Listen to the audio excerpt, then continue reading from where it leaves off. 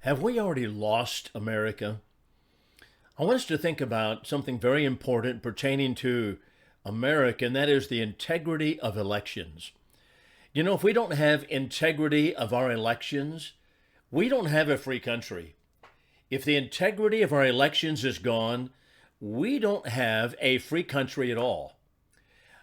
All of us are familiar with the fact that communist countries always have elections, so called, but they're nothing but charades. Are we really on the road to having simply charade elections?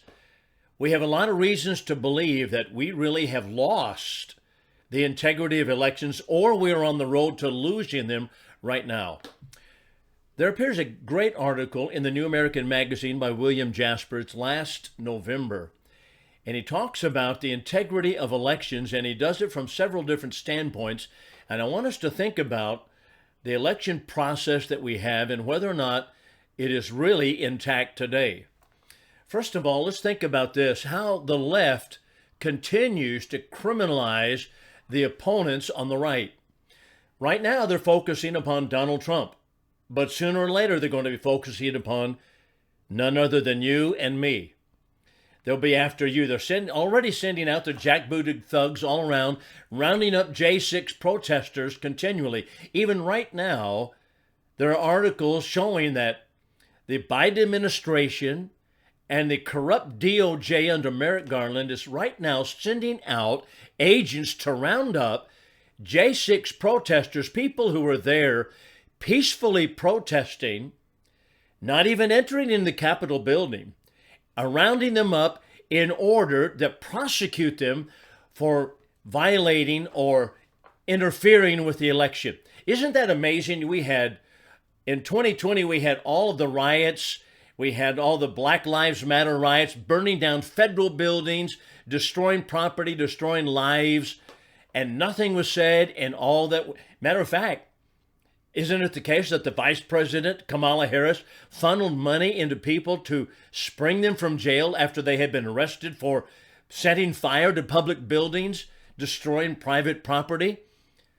That's, of course, what happened, but we don't hear anything about it. If you wanted to protest peacefully, if you wanted your voice to be heard on J6, showing up in Washington, D.C., and saying, I don't know that the election was actually a fair election, we have questions about it, and rightly so, then they're sending out their thugs to arrest you right now.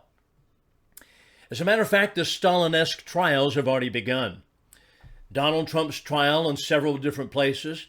There's Dr. Peter Navarro, Roger Stone, General Michael Flynn, Steve Bannon, Mark Houck.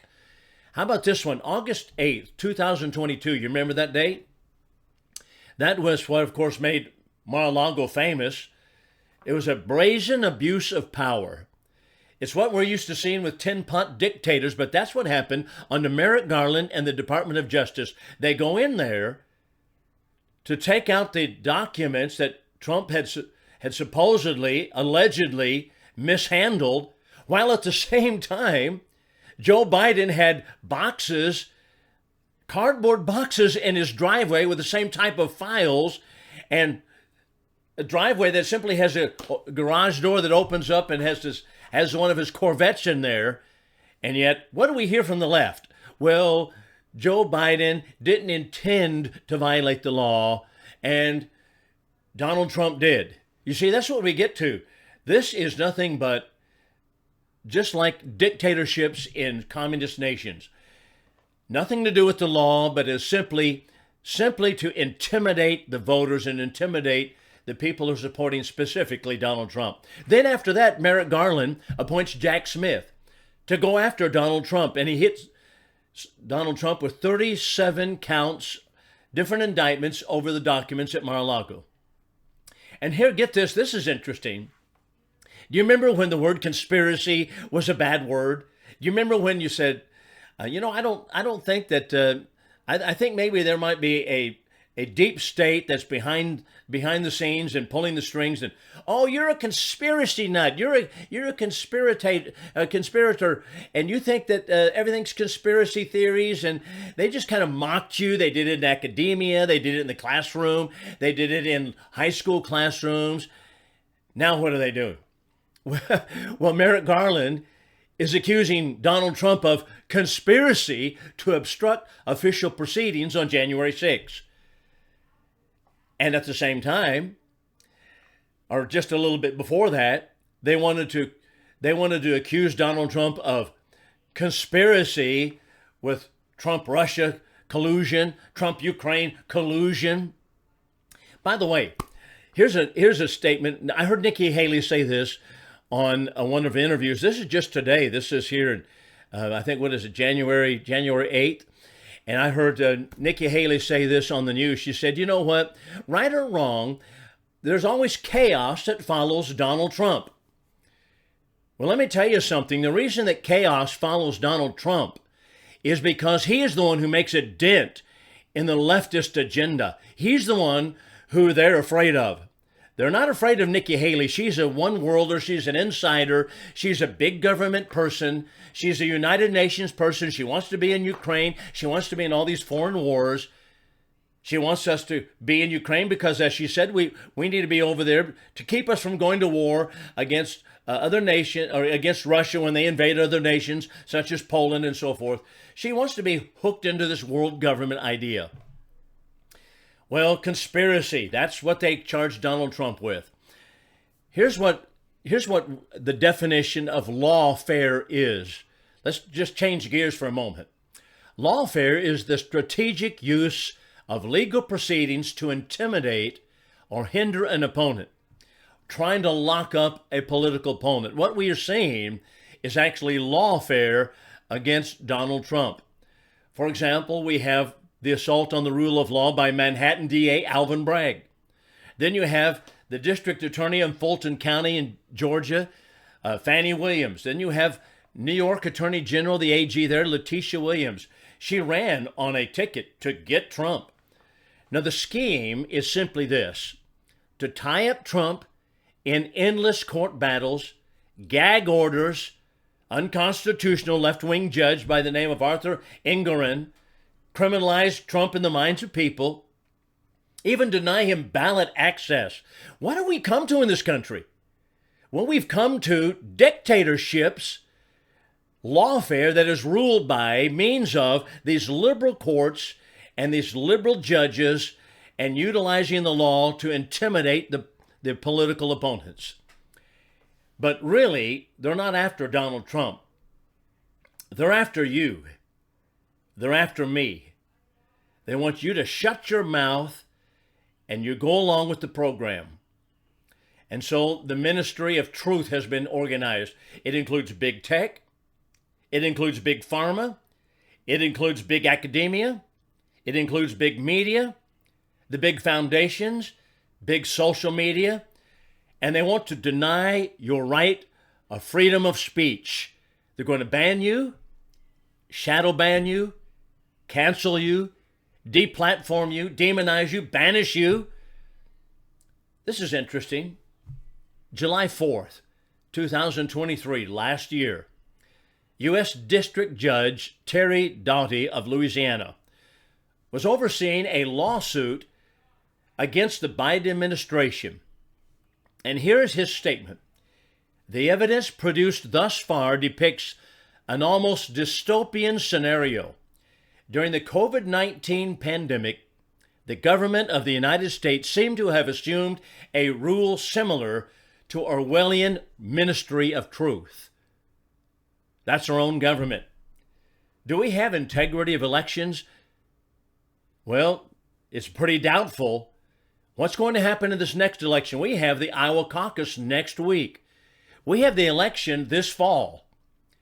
And Fox News continues to ignore the questions on whether or not we even have integrity of elections. And if we don't have the integrity of our elections, we don't even have a country. We are already in a dictatorship. And I haven't even started on the border. The absolute assault on the American citizenry by the Biden administration via illegal immigration is absolutely out of control. We'll be back in just a moment. Do we even have fairness and integrity of our elections? I finished on the note from a U.S. District Judge Terry Doughty of Louisiana. I want to follow up with a couple of other AGs, Attorney General, one of them from Missouri, and a couple of other statements by people to show that we really have lost the integrity of elections, and we've lost really the integrity of our government.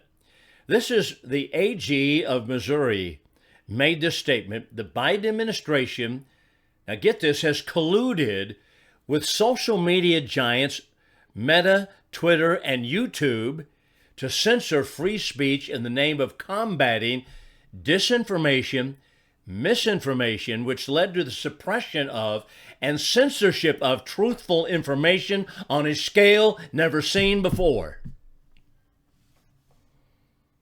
Now that sounds like we're talking about communist China. It sounds like we're talking about Pol Pot, the dictatorship, Cambodia. We sound like we're talking about the old Soviet Union, doesn't it? But we're talking about the Biden administration colluding with big tech for censorship of free speech. And you know, you've had Barack Obama talking about we've got to do something about misinformation and disinformation.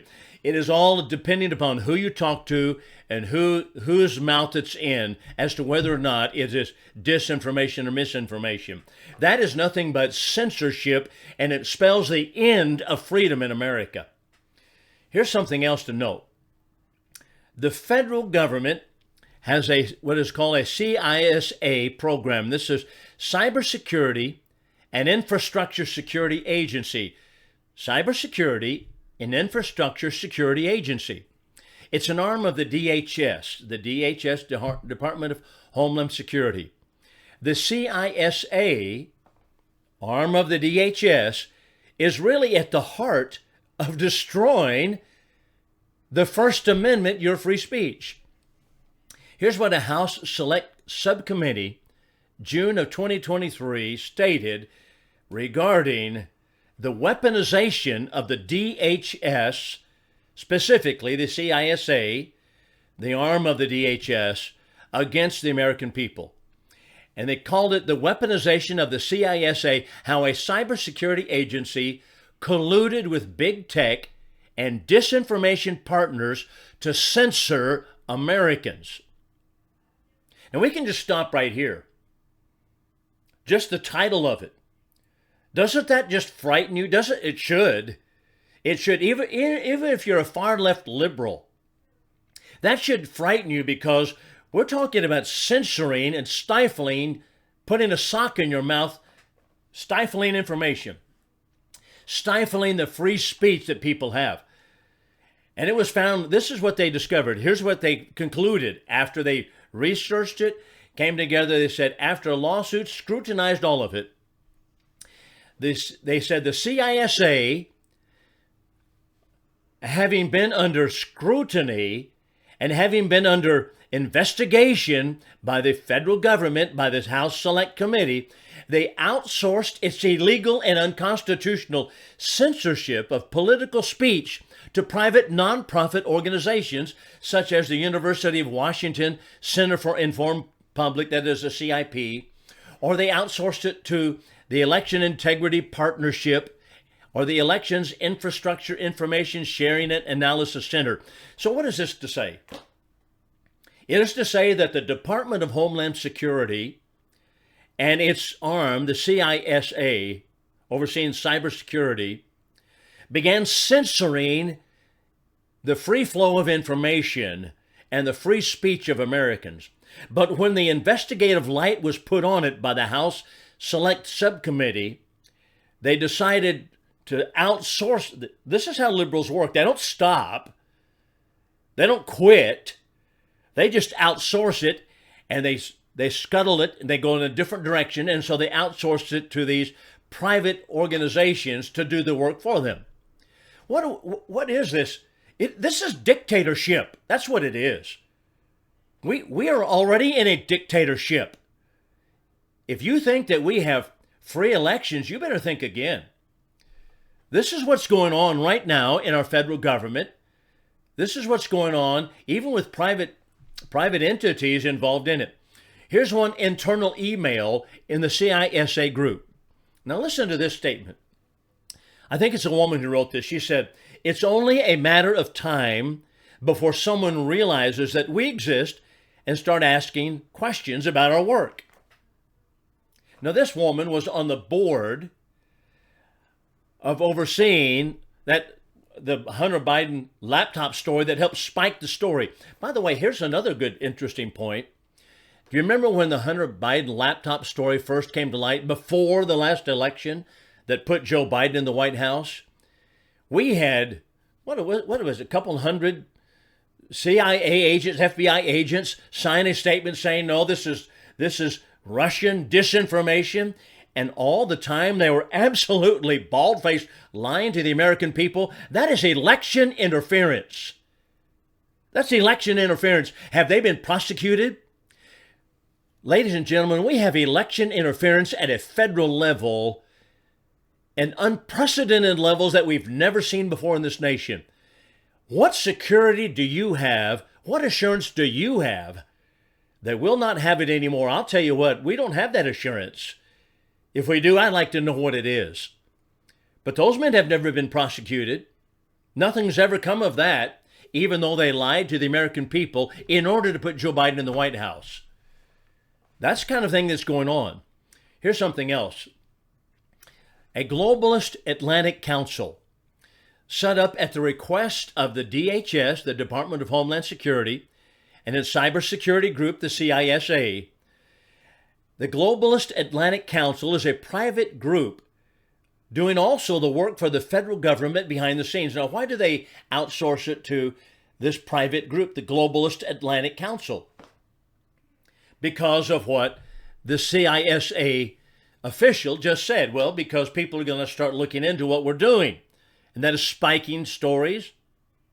We're going to censor information. We're going to censor the disinformation and malinformation, and we're going to put out the correct information. That's the Ministry of Truth. That's a communist dictatorship. That's the way it's working with the Democratic Party and Republicans as well. We don't hear anything about this from Republican candidates, hardly at all. Vivek Ramaswamy brings it up, but he's about the only one. Here's another one. The Department of Homeland Security and its arm, the CISA, cybersecurity arm, some of the officials work as part of the World Economic Forum, the WEF. And the World Economic Forum recently passed, get this, a Digital Services Act of the European Union. Now, what is a Digital Services Act of the EU? It requires internet platforms to implement controls on disinformation, meaning, of course, information they disagree with. How do you like that? Here is a government that is a transnational government, the European Union, issuing Digital Services Act, a law that requires internet platforms to implement controls on disinformation. Where do you think we're going next in America? Well, we already know. We already know because we have American officials that are working hand in hand with the World Economic Forum to do that very thing right now. And that's what the Biden administration wants. That's what the Obama administration was all about. And all we can see in this country as well, Obama, I remember I had a lot of Christian friends say, well, maybe we need a black president because, after all, that might make the blacks feel a little bit more like we're on their side. I said, look at the man's rap sheet. He comes from a communist background. All you're going to do is enrage the mobs more. And what's happened? It's exactly what happened. Well, that's continuing to go on right now in this country. What we're moving to, ladies and gentlemen, is complete thought control. The Hunter Biden laptop story, the FBI officials signing statements, lying, knowing they will never be prosecuted for it. They were interfering in the last election. Have you ever heard, whatever happened, by the way, to Dinesh D'Souza's election film, The 2000 Mules? I thought it was pretty clear. He had on camera over and over and over again, thousands of examples of the elections that were being interfered with, stolen in favor of the Biden team in different states, for example, in Ohio, Pennsylvania, Arizona, those swing states, and several others, Georgia. And these cameras had all these people dead to rights, stuffing ballot boxes with thousands of ballots that didn't belong to them. Whatever happened? Censorship, that's what it is. It's censorship. And how about the MyPillow guy, Mike Lindell? Mike Lindell, when the last election that put Biden into the White House, when that occurred, you know, Mike Lindell came out with a great film. But Dominion prosecuted him, shut his mouth. You don't even hear anything about it. They had Congress, he had congressmen and elected officials on that film that actually were telling us what the problems were with the integrity of elections. And yet, we don't hear anything about it. This is election interference at a national level, even international level. And do we think that local elections are going to get by with it? How about what happened with Kari Lake out there in Maricopa County, Arizona? This was a Republican party. You have Katie Hobbs winning the election, but 2/3 of all the voting machines were not working on that particular day. And then they put their ballots into a box that were unsecured and taken downtown, and they were counted by the district or the Attorney General of the state of Arizona's office, who at the times was Katie Hobbs, counting the votes for herself against. You know what? I don't know why people haven't thrown an 8-alarm fit over this. We have lost the integrity of our elections in America. And I don't know what hope we have in the future if we can't get hold of the election. What we need to do is to go back to a paper ballot, one-day voting, no mail-in ballots, period. Be done with it. And you know, this is exactly what conservatives have been saying ever since the idea of elections on computers was even invented. You better be careful. You better go back to paper ballots. And they said, you better not go to these because they can be tweaked with. And that's exactly what's happening. And how about dark money, by the way, before we finish here? What about dark money? Dark money is money that is funneled from unknown sources into large political action committees, and they're not marked. We don't know who puts them in necessarily. We know some of them. They put them into these super PACs to avoid detection, and then these super PACs funnel them out to the different candidates. For example, Politico reported that the 1630 Fund poured $410 million into Democratic coffers in 2020, all to defeat Donald Trump. Who put the money in? Well, we don't know all of them. We do know some of them. Facebook, Mark Zuckerberg, he put $328 million into the Center for Election Innovation and Research to implement mail-in balloting. George Soros put money back into the 1630 Fund and other people. But dark money is where they take money from unknown sources, foreign nationals. How can a foreign national pour money into our elections? Well, they do it into these super PACs, and that's dark money. And where does the dark money go? Well, it goes to Joe Biden. It goes to the Democratic Party. It goes to the establishment Republicans. It goes to the neocons such as Nikki Haley. That's where it goes. But it certainly doesn't go to Donald Trump. And so once again, Nikki Haley made the comment saying, you know, trouble follows Donald Trump. Well, it would follow her if she stood on principle for the Constitution against internationalism, but she's not going to do that. That's what the problem is, some of the problems regarding election integrity. And if we don't have enough backbone to stop it in America, stop the fraud in election, then we don't have a country at all.